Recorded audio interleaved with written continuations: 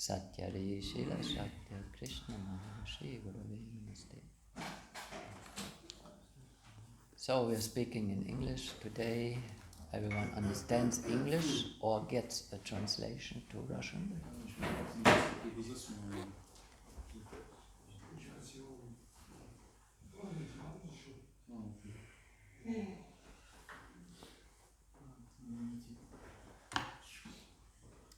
Reading from Transcendental Diary. Namo Vishnu Padaya Krishna Prestaya Bhutale Shrimate Bhaktivedanta Swaminiti Namine Namaste Saraswati Deve Gauravani Pracharine Nirvishesha Shunyavadi Pashtatya Dashatarine. January 16th, 1976 in Calcutta. 16 января 1976 года.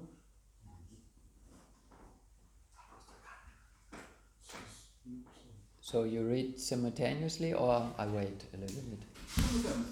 Simultaneously, okay. So we are early morning, the day begins, and here comes Prabhupada's morning walk.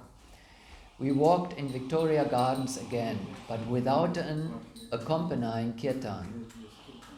Prabhupada said little, and we all chanted japa as we walked around the huge, empty marble edifice. On the way out to the memorial grounds, we passed the police barracks, just as an officer cantered out riding a magnificent thoroughbred. I don't know what that is. What is that, thoroughbred? Huh? Thoroughbred. Like dog street, street dog, and special sort of dog. Okay, it's a special kind of dog. Special kind of Thoroughbred. horse. I would like what that means in German. Special kind of horse. Horse. Yeah. Not a dog. A horse. Okay. So a police officer came out and he was riding on a magnificent thoroughbred, a special horse. It must have been fully 17 hands high and beautifully groomed. As we admired the elegant creature, Srila Prabhupada commented, "The horse is the most beautiful animal." Prabhupada said that on some occasions. I remember once, I think it was a private talk with one of his disciples, only one disciple was there, and he asked that disciple, "So what is the most beautiful animal?" You know that story? Yeah, and he thought, Prabhupada wants to hear cow, it doesn't matter what, must be cow. He said the cow. Prabhupada said, "No, the cow is not beautiful, the horse is beautiful." Of course, it also always depends on the special example. It depends on the particular example of that species. Some cows are more beautiful than others. Some cows, in India, they are especially very beautiful cows. They are really elegant. And there are also cows that are not so beautiful, and the same also goes for horses. But a horse can be very elegant. If it's a first class, I don't know how you say it, race, and the way it moves, it runs, and everything is really...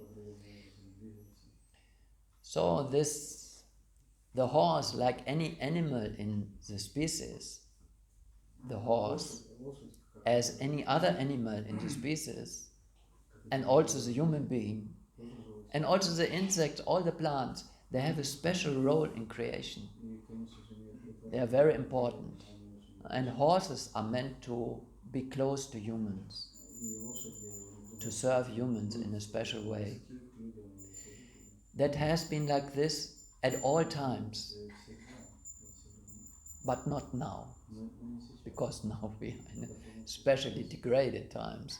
Now someone riding a horse is a special side, some kind of hobby. But actually the horse is very important for human society. Everywhere, all the times. There were no machines. Not machine for everything. Anything you have to do, now you need a machine. You cannot go anywhere without a machine. No, before it was like this. There were, everything was vivid, alive. The method of transport was something that was alive. Everything alive. All around there's life. Now we are trying to kill everything. Using machines and trying to kill everything. Until we kill ourselves also. In surprise, Tamal Krishna Maharaj asked, "Not the cow, Srila Prabhupada?" Again the cow. Cow is the most important animal, yes, but not most beautiful. Cow is not beautiful, Prabhupada replied, matter-of-factly, as if we should have known. Harikesh laughed. For him it was déjà vu. He told us that last year Prabhupada went out for his walk, saw a horse and made the same comment. His secretary had asked the same question about the cow and received the same reply, except it was Brahmananda Swami and not Tamal. This morning's newspaper carried a feature story on our Mayapur Chandrodaya Mandir. After breakfast prasada, Jayapataka Swami read the whole article to Srila Prabhupada, noting a certain amount of cynicism on the part of the writer. The man had noticed the Pujari offering Bhoga to Shishi Radha Madhava in a deity room warmed by a heater. The author questioned who the heater was for, since he had been told that everything we did was for God's pleasure and not our own. What would God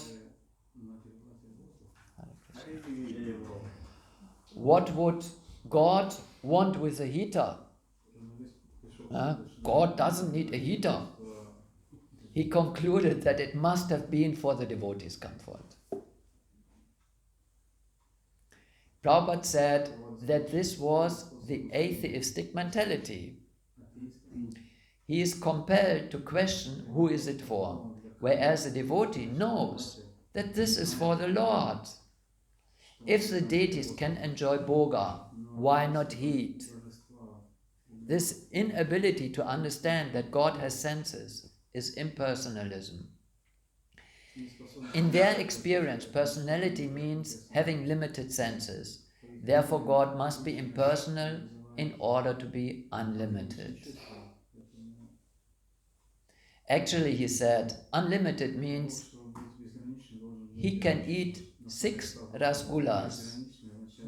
He means the author of the article. He can eat 6 rasgullas. But Krishna can eat unlimited coconuts. Krishna has senses and he appreciates the heater.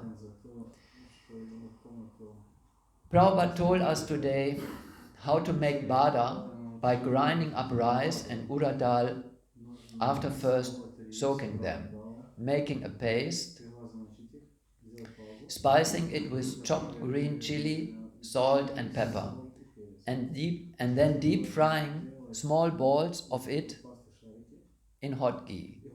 Wow. An accompanying chutney can be made from the soft white flesh of a young coconut mixed with green chili, salt and lemon juice. He took a few badas made by Harikesh in the evening to gain strength for his night's translation work. And with this, the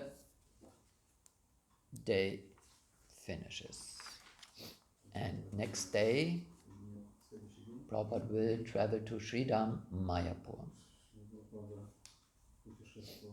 Any questions or comments?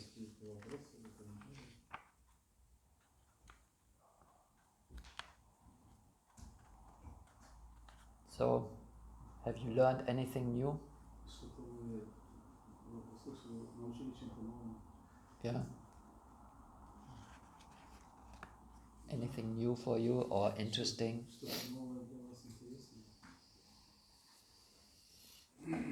I mean, one thing is a thing with a horse. I think you will never forget it.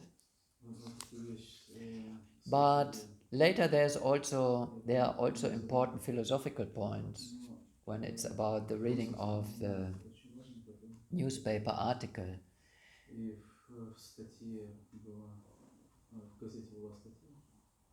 Where the author of the article questioned the attitude of the devotee.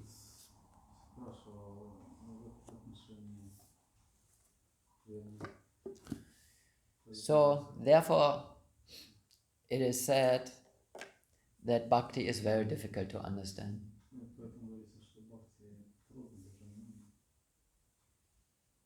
And because Bhakti is difficult to understand for people in general, therefore Krishna is difficult to understand. An easier understanding of absolute truth is God is impersonal. He's just there, he's unlimited, and all the power is there, but he doesn't have any personality.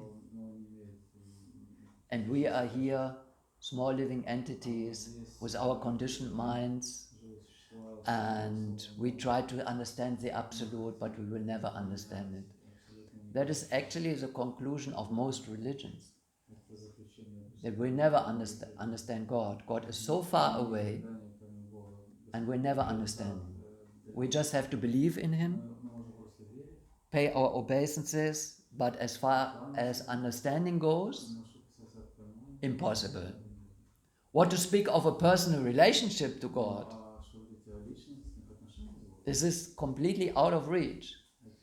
And therefore, another conclusion of even religious people is that we can never become perfect. We will always be conditioned. That means all our faults, all our sinful activities remain forever. We cannot become pure. We can just try our best, try to live a good life, be good to others, don't kill, don't lie, don't do this kind of activities, but it's not possible to be completely free of sinful activity, of a sinful mind. And therefore, you don't have to try even, because it's not possible. So, but in Bhakti, in real Bhakti, I mean, these people, as far as they know Bhakti, like in the Indian, in the region of India, Bhakti is well known, but people will say, impersonalists and others say, Bhakti is easy. You don't have to study very hard, you don't have to work very hard, you are just very soft and you do everything out of emotion for God. So it's easygoing life. And of course it's an illusion, and by this illusion you cannot become perfect, but you will become a good person. Somehow it can help. And when you are more mature, you will study the Vedas, philosophy, the Upanishads, and the commentary of Shankaracharya, and then you become more elevated. But actually, Bhakti is not easy, as it is shown here in this example and by many other examples. No one understands Bhakti. Bhagavad Gita is a scripture that is known by all Indians. By all Indians, independently what kind of process they follow, what kind of path they follow. It's impersonalism, it's karma kanda, it's worshipping Shiva, worshipping Durga, Ganesh, whatever. Everyone knows Bhagavad Gita. And they have read Bhagavad Gita or heard about Bhagavad Gita in their childhood from the grandmother, grandfather, or whatever. Some priest, they know Bhagavad Gita. They think they know Bhagavad Gita.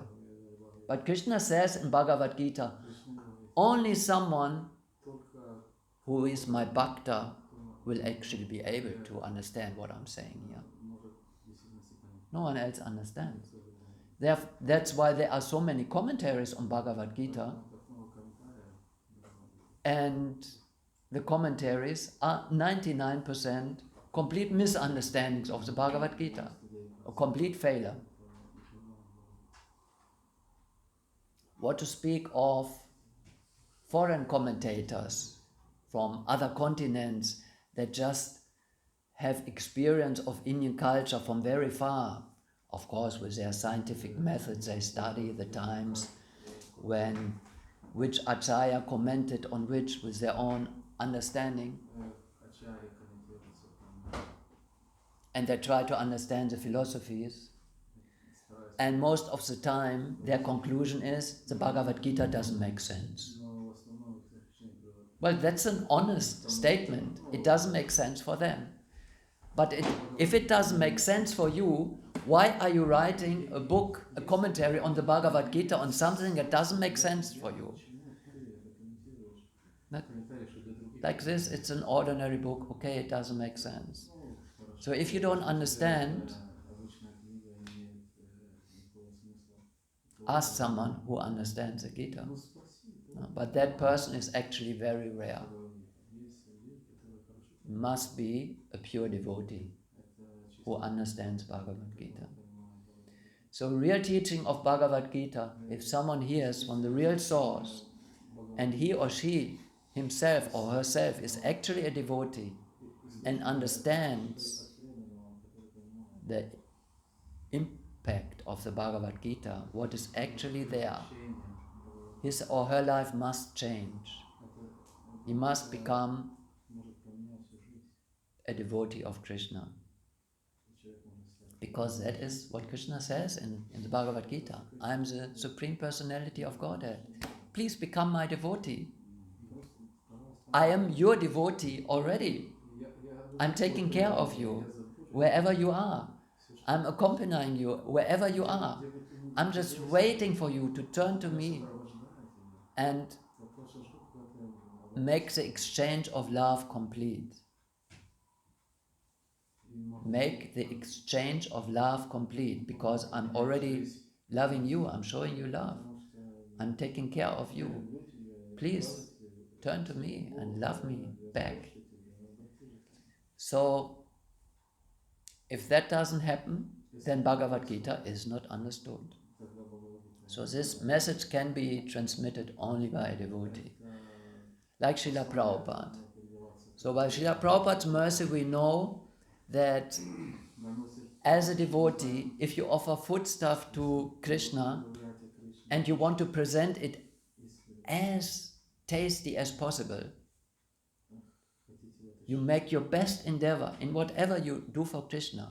You do it the best way you can, you understand. And because you want to eat your food hot also, no? Lunch that is hot, rice and vegetables cooked and hot before you is better than everything cold. Everything cold. So the devotee thinks, I have to serve Krishna also hot foodstuff. He will enjoy it more. He can digest it more easily. This is devotee's understanding. Krishna has senses. He enjoys. And he enjoys more if I put more love into it. if I make it more palatable, whatever I do. That is what Krishna really enjoys. Not just a ritual, okay, now it's time for Bhoga offering, put the things on the plate, what is there, boom, mantra, works. No, Bhakti is a process of internal attitude. That is most important. That doesn't mean that external things are not important. They are also important. But first comes your inner attitude. If your inner attitude is not there, the external activities have no meaning in Bhakti. No meaning. Everyone is doing in this world all kinds of things. But when a devotee does something, then it has deep meaning. It has a deep effect. It's on another level. Our psychology, if our mind changes, if our consciousness changes, then our activities will automatically reflect that. That cannot be done artificially. It has to happen in the consciousness, in the heart. It must come from the soul. So Bhagavad Gita has a potency to purify the soul, to change your consciousness. But only if the import that is there, the words that are there, spoken by Krishna, are delivered by a pure devotee who does not misunderstand and misinterpret the meaning. So Prabhupada could explain us everything. By Prabhupada's mercy we understand that Krishna wants hot food. Like you want hot food, Krishna wants also hot food. He is a person. How do you think that you are a person and Krishna is not a person? Are you sure that you are a person? Yes, you know by your personal experience. So, and God should not be a person? So then, where does your personality come from? How can you be conscious if God is not conscious? How can you be sentient, have feelings, emotions, empathy, if God doesn't have that? Where does His quality come from? How can you be happy and blissful if God is not blissful? He has everything that you have in absolute, perfect manner. And He also has qualities that you don't have. But you cannot have anything that your origin, the origin of the whole creation, doesn't have. That doesn't make sense. You are alive, you have consciousness, you are sentient. That means you cannot come from dead matter. Where should you have all these qualities from? So this is what the Acharya will explain to us. And when an Acharya like Prabhupada explains it, it makes perfectly sense. Then we can purify our own intelligence by just listening to him and putting into practice whatever he tells us. And then we can become self-realized ourselves, and everything makes sense. Now, with the philosophy of Krishna consciousness, if you fully understand the philosophy, everything in this world, everything in your life that happens makes sense. Everything has sense. If you don't understand the pure philosophy of Krishna consciousness, you cannot make sense of this world. You don't know the meaning of your own life even. You cannot understand it. You may give it some meaning, but it's very limited, and it will prove false. The meaning that an ordinary person gives his or her life will prove false. It will be destroyed, that meaning, if they look for any meaning at all. even spiritual teachers nowadays, or in Kali Yuga in general, many spiritual teachers, when the disciple asks, Master, what is the meaning of life? The answer is very often, most of the time, life doesn't have any meaning. There is no meaning in life.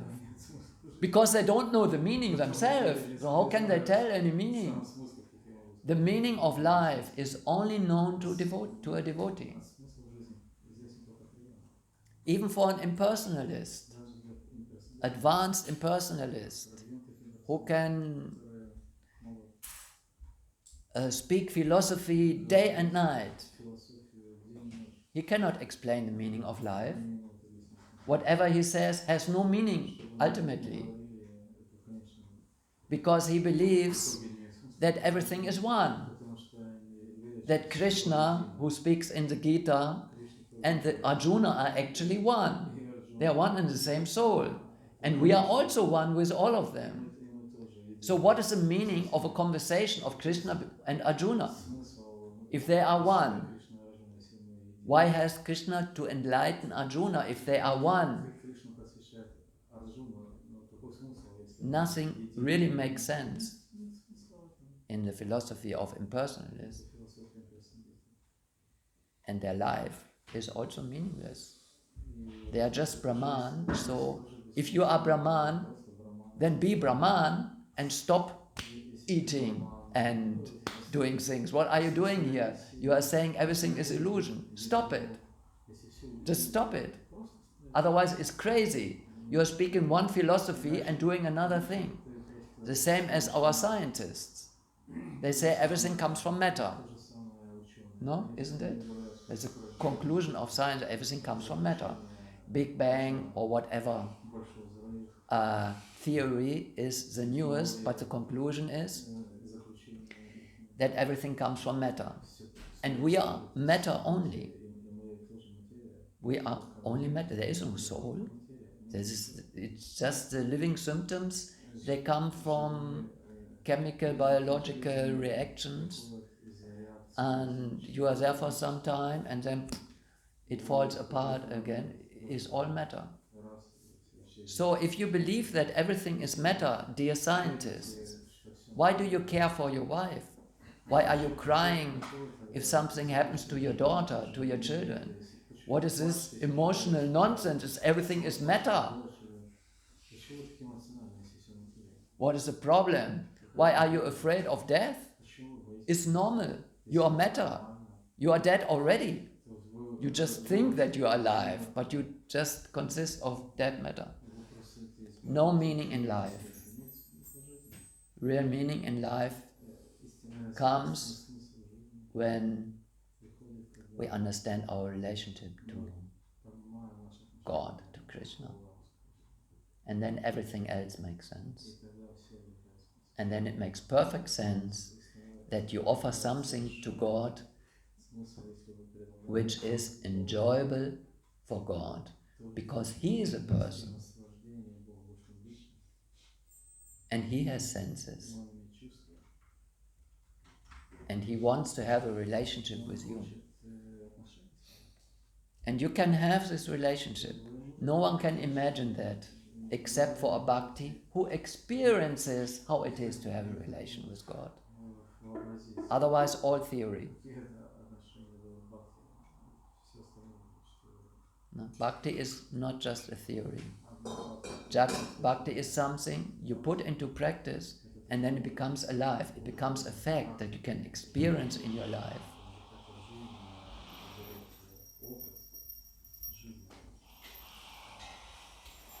But for outsiders, it all looks like a fantasy. Any questions or comments? You're saying that there's no meaning outside of Bhakti. Nothing has meaning outside of Bhakti. Why does Krishna? Why does Krishna has this Brahma Jyoti at all? You know, if the impersonalists, they want to merge into Brahma Jyoti or Yeah. The Bhagavad Gita has definitely tendencies to. Yes. You can interpret very, very much into this kind of direction. Yeah, that part is there. So, if we take that part seriously, that Krishna says, in my unmanifested form, and so on. He speaks about his unmanifested form. He has this form. Lord Chaitanya says that God has impersonal and personal features, both. He has both. So if we take the Gita, and if there is a verse that Krishna speaks about his unmanifested form, we take that seriously. That is wonderful. But in the next verse, Krishna says something about his person, and no, we don't take that seriously. What kind of reading of Bhagavad Gita is that? If you take this aspect seriously, also take the other aspects seriously of the Gita. Otherwise, you don't take the Gita as scripture that can teach you anything. You just pick your own, okay, that's fine. I can relate to that, I like it, I agree, and that the other parts I don't agree. So Chaitanya Mahaprabhu says God has impersonal and personal features, but the personal features are more important. But even then, the impersonal features of God also exist, and the devotee knows that. Like we have this, in Bhagavatam there is this philosophy of three aspects of God: Brahman, Paramatma, Bhagavan. And different spiritualists have different realizations of these aspects. An impersonalist can come, if he is at all successful, to the realization of Brahman, impersonal feature. That is great, but it's not complete. God has other aspects also. There's Paramatma. Paramatma can be realized by a yogi whose meditation has become perfect. A yogi, as Krishna describes him in the 6th chapter of the Bhagavad Gita. Not a yogi in practicing gymnastics. It's someone who can meditate with fixed attention about Paramatma. He realizes Paramatma. And when he has realized Paramatma, he can see that Paramatma is everywhere. That everything is inside Paramatma. And Paramatma, the super soul, is inside of all the living entities. That is what a yogi, a perfect yogi, can realize. That is great, but still it's not complete. There's another aspect, and that is Bhagavan. Krishna as he is, the Supreme Person. The most beautiful, the richest, the most famous, the one who has all power, who is completely renounced, who has all aspects of a person that you also have. So, for a devotee, he focuses on Bhagavan, on the aspect of Bhagavan. But he also understands that Krishna is Paramatma. No? We as devotees, we understand Krishna is Paramatma also. He is not only residing in Goloka, on the Vaikuntha planets, but he's here in my heart, in your heart, in everyone's heart. He's there also. He understands Paramatma is there. Paramatma is guiding each creature in this world, in all the movements and all the at every moment. Everyone is guided by Paramatma. The devotee understands this. The devotee also understands that Krishna is Brahman, all-pervading truth is everywhere. He understands all the three features. Complete understanding of the Gita includes all the three features, not only one. And Bhagavan is the most important, especially in Bhagavad Gita. Krishna is there personally. He says, here am I. I'm here. I'm standing on this cart with Arjuna. Look at me. I can manifest my universal form. I can explain you how I am in my completeness. I am everything in one sense. But most important, I'm a person. I'm the original person. Govindam Adipurusham. Tam aham bhajami, says Lord Brahma. So that is complete understanding. And that is the essence of the Bhagavad Gita. Therefore we cannot accept any translation or comment that does not transmit the main point in the Gita, that only accepts some sub-points. Okay, karma is there. Okay, four varnas are there. Okay, there's some realization, small thing, is there by different commentators. Jnana yoga is there, karma yoga is there. Yoga siddhis are there, pranayama is there. But the most important thing is Krishna as a person in the Gita. He is there. This is not a Gita, but Krishna is there with his face, with his whole personality is there. And his instruction is, forget about any other process. Just surrender unto me personally, and I will protect you. If you worship me, you will come to me. If you worship me, look, here I am. Look at me. You will come to me. And then impersonalist says, yeah, worshipping Krishna is good. Then you will go to Brahmajyoti only. That is his understanding, because he doesn't understand Krishna. But it's a false understanding. We have to insist that God is a person.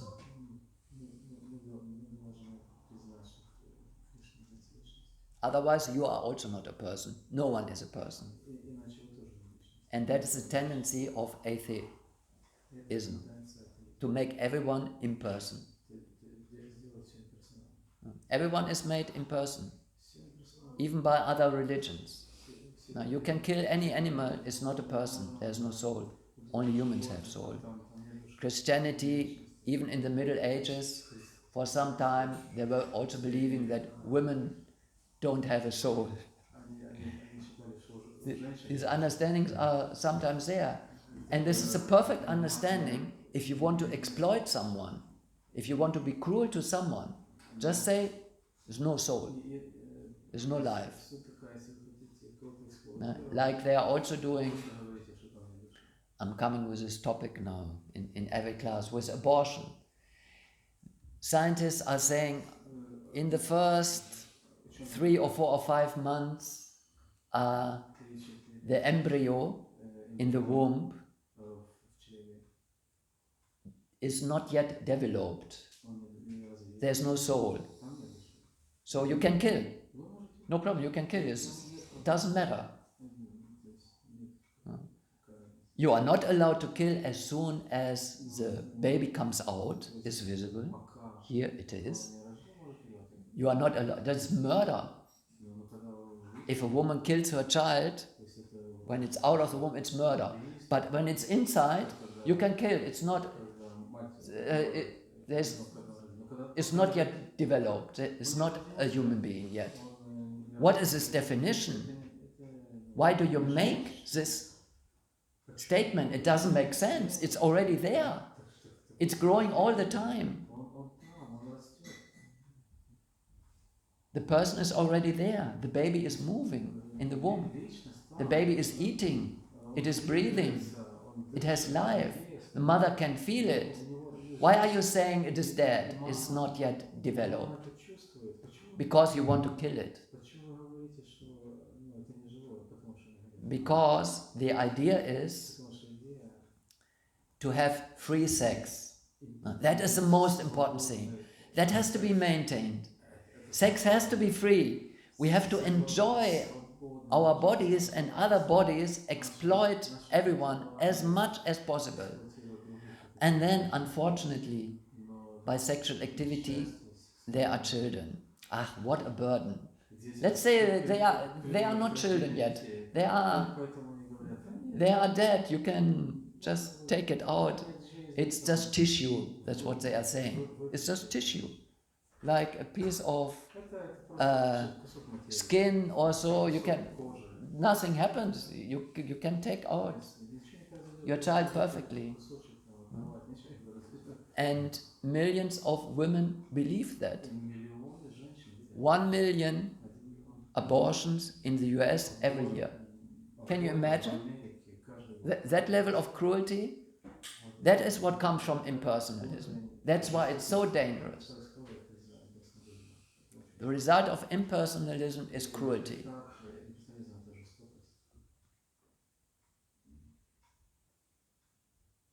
In religions who are impersonal, and of course in atheism, the only way to get out of torturing each other is pure bhakti. If you forget your love to Krishna, your empathy for everyone goes down. It goes so much down. You become completely careless. You are killing your own soul by forgetting Krishna. And as much as you can revive that relationship, then you cannot be cruel anymore.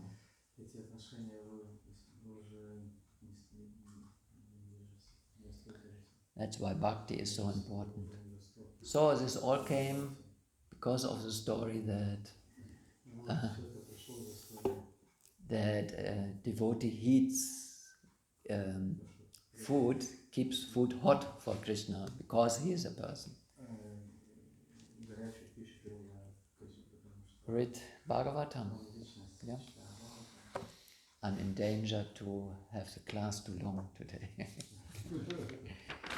Rishi Kumar is already looking at me.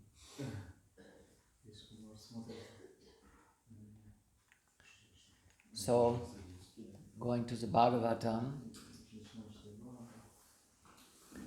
and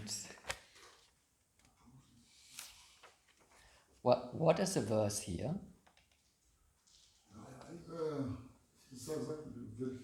Da steht 3. Kapitel, 1. Vers. Okay, weil das Zeichen ist hier im 2. Kapitel. Ah, ja, genau. Im Englischen wandert es nicht weiter. Gut zu wissen. So, wir sind damit im 3. Kapitel vom 6. Kanto. Und bevor wir den Vers lesen, weil es ein neues Kapitel ist, würde ich gerne die Zusammenfassung vom Kapitel lesen. Because before we read the verse, the first verse of the 3rd chapter, 6th canto, I would like to read the summary of the chapter. Because the first 4 cantos of Bhagavatam don't have that. But from the 5th canto, each chapter has a summary in the beginning. Prabhupada did that. So it gives us an understanding what the whole chapter is about.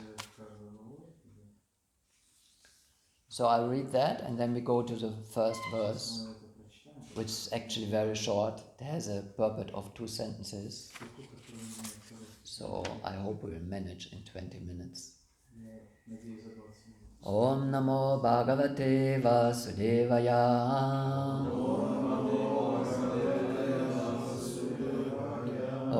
Namo Bhagavate Vasudevaya.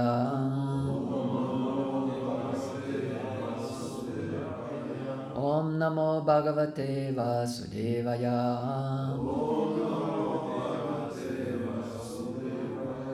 Srimad Bhagavatam, Canto 6, Chapter 3, Yamaraj instructs his messengers. Summary of the chapter. As related in this chapter, the Yamadutas approached Yamaraj, who very exhaustively explained Bhagavatam, the religious principle of devotional service. Yamaraj thus satisfied the Yamadutas, who had been very disappointed.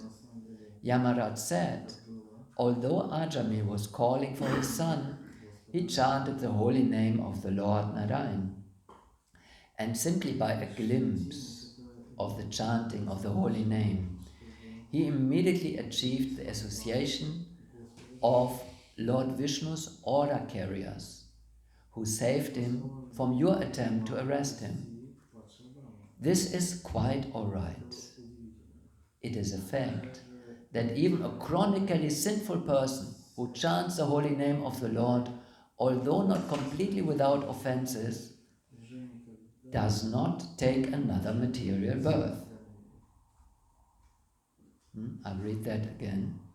It is a fact that even a chronically sinful person who chants the holy name of the Lord, although not completely without offenses, does not take another material birth.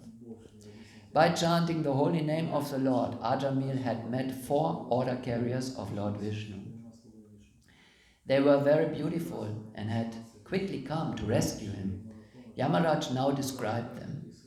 The Vishnu Dutas are all pure devotees of the Lord, the Supreme Person in regard to creation, maintenance and annihilation of this cosmic manifestation. Neither King Indra, Varuna, Shiva, Brahma, the 7 rishis, nor I, myself, can understand the transcendental activities of the Supreme Lord, who is self-sufficient and beyond the reach of the material senses. With material senses, no one can attain enlightenment about him.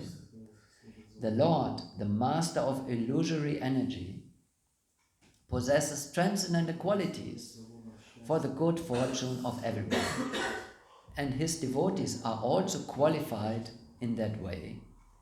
The devotees concerned only with rescuing the fallen souls from this material world apparently take birth in different places in the material world, just to save the conditioned souls. If one is somewhat interested in spiritual life, the devotees of the Lord protect him in many ways. Yamaraj continued, the essence of Sanatan Dham, or eternal religion, is extremely confidential. No one but the Lord himself can deliver that confidential religious system to human society. It is by the mercy of the Lord that the transcendental system of religion can be understood by his pure devotees, and specifically by the 12 Mahajans, the 12 authorities, Lord Brahma, Narada Muni, Lord Shiva, the Kumaras, Kapila, Manu, Prahlad, Janaka, Bhishma, Bali, Shukadev Goswami, and me. Other learned scholars, headed by Jaimini, are almost always covered by illusory energy, and therefore they are more or less attracted by the flowery language of the 3 Vedas, namely Rig, Yajur and Sama, which are called Trayi. Instead of becoming pure devotees, people captivated by the flowery words of these 3 Vedas are interested in the Vedic ritualistic ceremonies. They cannot understand the glories of chanting the holy name of the Lord. Intelligent persons, however, take to devotional service of the Lord. When they chant the holy name of the Lord without offenses, they are no longer subject to my rulings. If by chance they commit some sinful act, they are protected by the holy name of the Lord, because that is where their interest lies. The four weapons of the Lord, especially the club and the Sudarshan chakra, always protect the devotees. One who chants, hears, or remembers the holy name of the Lord without duplicity, or who prays or offers obeisances to the Lord, becomes perfect. Whereas even a learned person may be called to hell if he is bereft of devotional service. After Yamaraj thus described the glories of the Lord and his devotees, Shukadev Goswami further explained the potency of the chanting of the holy name and the futility of performing Vedic ritualistic ceremonies and pious activities for atonement. So that is the end of the chapter summary. We now chant the text 1. Shri Rajo Vacha Nishamya Deva Swabato Pavanitam Pradyaha Kim Tan Api Damarajaha Evam Hatagyo Vihatan Murarer Naideshikair Yasya Vashe Jano Ayam Shri Rajuvacha Nishamya Deva Swabato Pavanitam Pradyaha Kim Tan Api Damarajaha Evam Matagyo Vihatan Murarer Naideshikaya Yasya Vashe Januyam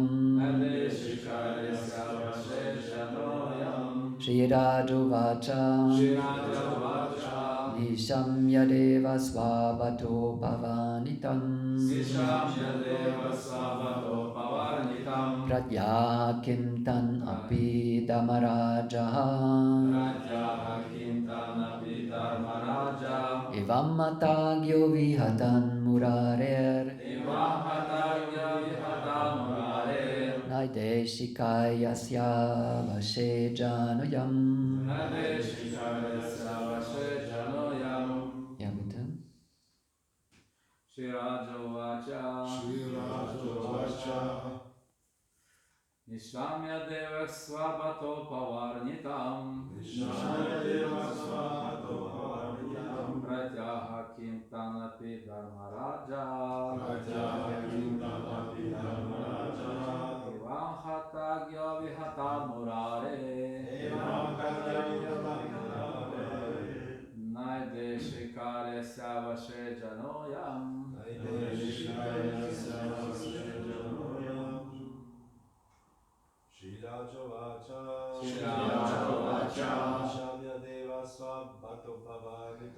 Nishamya Deva Swabato Pavanitam Pratyaha Kim Tanapi Dharmaraja Evam Khatagyo Vihatan Murare Naideshikaya Yasya Vashe Janoyam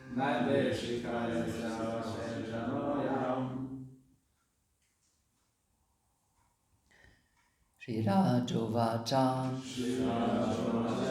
The king said, Nishamya, after hearing, Deva, Lord Yamaraj, Swabhata, of his own servants, Upavanitam, the statements, Pratyaha, replied, Kim, what, Tan, unto them, Api, also, Damaraja, Yamaraj, the superintendent of death and judge of religious and irreligious activities.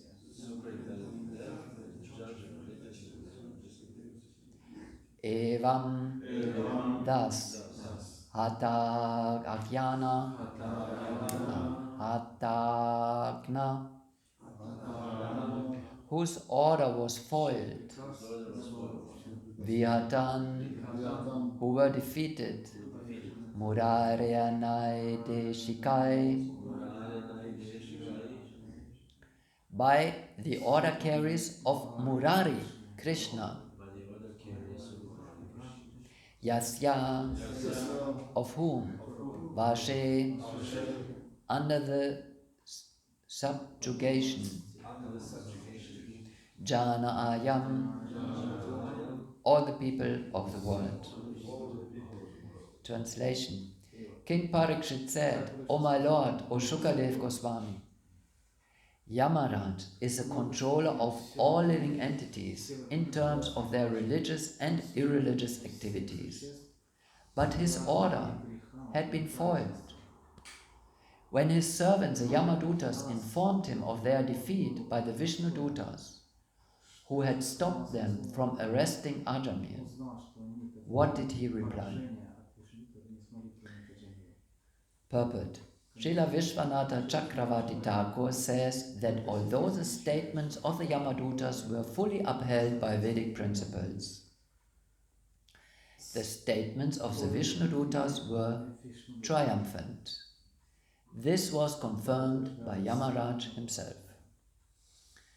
Om Ajnanatimirandasya Gyananjana Shadakaya Chakshu Militam Yena Tasmai Shri Gurave Namaha Vanchakalpatarubhyasta Kripasindubhya Evacha Patitanam Pavanebhyo Vaishnavebhyo Namo Namaha.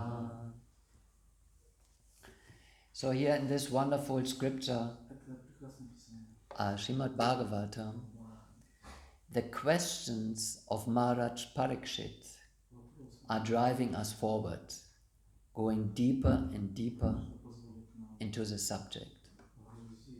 And we can see that practically all of our scriptures consist of conversations.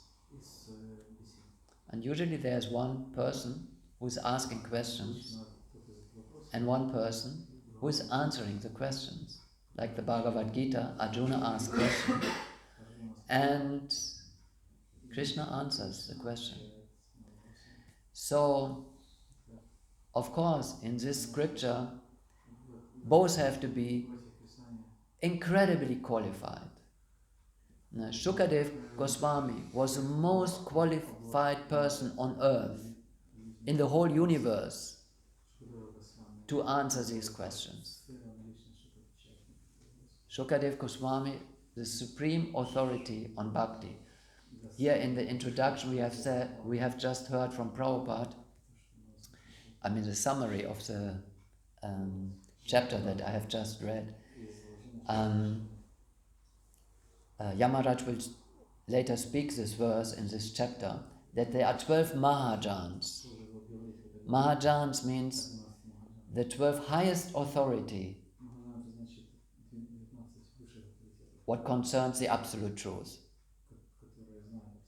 So there are 12 authorities that know perfectly the absolute truth and how to explain it. And Yamaraj himself is one of them. And Shukadev Goswami is another. So Shukadev Goswami was perfectly qualified to speak at the absolute truth. But almost equally qualified was Maharaj Parikshit, asking questions. Only a qualified person can ask intelligent questions.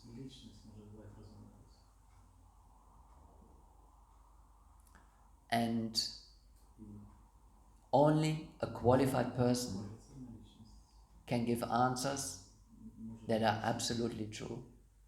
There is no doubt about it. Answers that can liberate every human being. If you just pay attention to it. So Maharaj Parikshit is driving this conversation further. With each question he is asking, he is like, sometimes we say, churning the milk ocean or milking the cow. Shukadev Goswami was like a cow. He had this wisdom, supreme wisdom. Like a cow has milk. No other creature in the universe has this precious liquid milk that a cow has. It's a very special liquid. No other animal, no human being can create. They can create milk on their own, but it's not the same as cow milk. You cannot make ghee from any other kind of milk. You cannot make this variety of healthy, delicious dishes. The cow is absolutely necessary. So that's why sometimes Shukadev Goswami was compared to a cow who could give milk. Such a precious substance, in his case, supreme knowledge. And Maharaj Parikshit was the milkman who was milking Shukadev Goswami for the benefit of the whole world.